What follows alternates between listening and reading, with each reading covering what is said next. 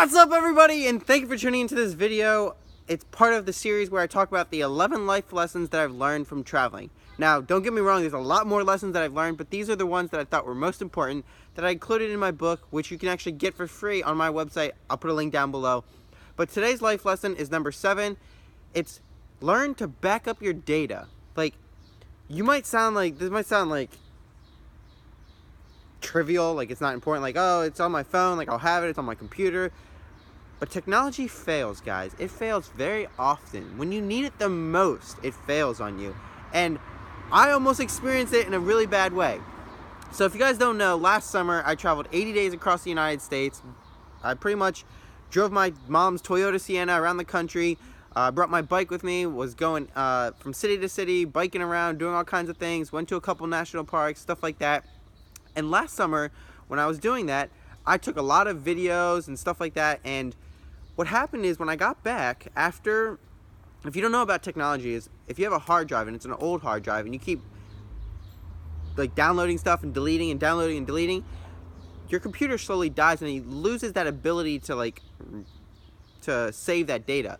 So I thought everything was fine, I can still use my computer fine. I get back from my 80-day road trip. I have tons of videos that I use to make like the daily vlogs that I have for you guys on my YouTube channel right now. I have like all the things to do, the best attractions, like all the information that I use to help you guys plan epic adventures. I had all of that, and like on the 1 week afterwards, I was trying to download some of it to upload it to YouTube and stuff like that, and it wouldn't go. It said like file corrupt, and I was like, why is it corrupt? Like, I just had this the other day. Like, what's going on? What? I was confused. And luckily, I go to the University of Maryland, and we have an awesome IT support team, and they were able to help me somewhat recoup it. I lost like 95%. Oh, no. I had 95% of it. I lost like 5% of it. But that's only because I was lucky enough to have an awesome team behind me. If I was alone, like, just defending for myself, it probably would have cost like $1,000 to recover all that data, and that's just not like, I don't even know if that would have been worth it. I just wouldn't have wanted to spend that money. And so the importance of backing up your data is really important. Like, I knew that, and like I was gonna do it, but when you're traveling, it's hard to find like a good enough internet connection to upload it to the drive, which is what I recommend. Google Drive, you can do Dropbox, you can do Apple has a free not a free storage, but Apple has storage, but all of these things are getting so cheap these days that I really highly recommend backing up.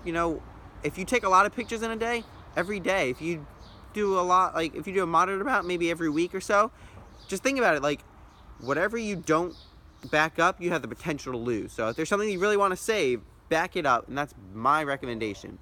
The other thing that kind of goes along with this is that you can't always rely on technology to be there for you when you need it. For example, last summer when I was doing my trip, I used Snapchat a lot to save all my videos. Like, I would save my story at the end of the day.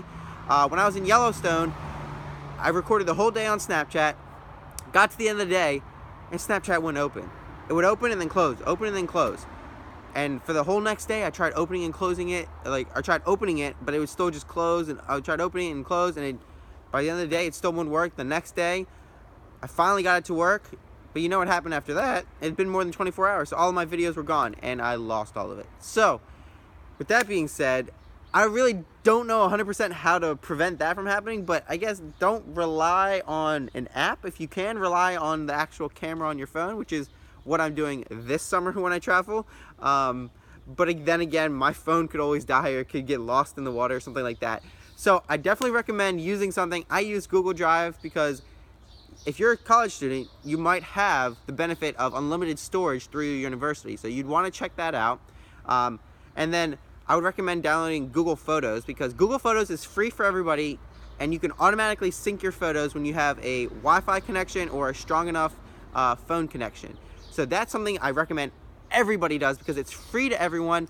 Now, that does mean Google has access to your photos, but if you don't have anything you want to hide or that you don't want out there, why not? Because it's free, first of all, and then you have a secure place for all your photos, and it uploads by itself. You don't have to worry about every day downloading them and things like that. You just kind of want to check in periodically and make sure it's all good and uploading, because especially when you're out in the middle of nowhere road tripping, you might not have a strong enough signal for it all to upload.